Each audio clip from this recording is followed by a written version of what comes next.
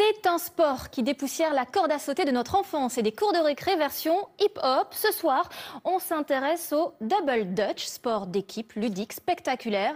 Les champions du monde de la discipline sont en France, à Vitry-sur-Seine, avec tout de suite entraînement spécial commenté et filmé par Benoît Véran et Alex Gohary. Un groupe de copains, 2 cordes à sauter, une paire de baskets. Voilà le nécessaire pour pratiquer le double dutch. Ce sont des dockers hollandais immigrés aux États-Unis au 19e siècle qui ont inventé cette discipline lorsqu'ils chômaient sur les ports. Revenu en Europe dans les années 80, le double dutch est aujourd'hui un subtil mélange artistique et sportif.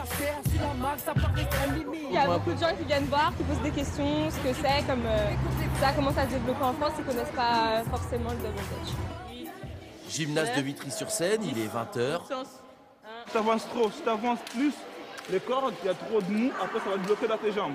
Comme 3 fois par semaine, filles et garçons de tous âges viennent s'entraîner. Certains débutent et s'étonnent même des progrès réalisés. C'est très sportif, un peu de rigueur aussi. Et ce qui est bien aussi, c'est cet aspect multi-âge. Il y a des enfants, il y a des adultes, tout le monde peut s'y retrouver. Je pensais pas en être là il y a 2 mois, même si je suis pas d'un niveau exceptionnel non plus. Les petits, eux, adorent.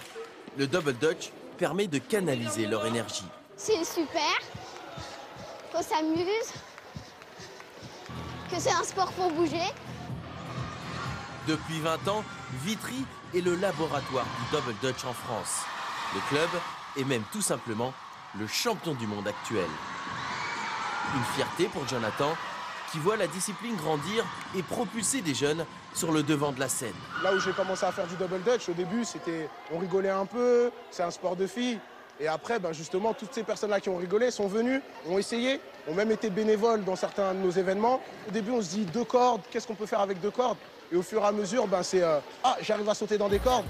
Donc, qu'est-ce que je vais pouvoir faire après? Je pourrais faire une roue, je pourrais faire une pompe. Et de fil en aiguille, ça devient, on va dire, entre guillemets, une petite drogue.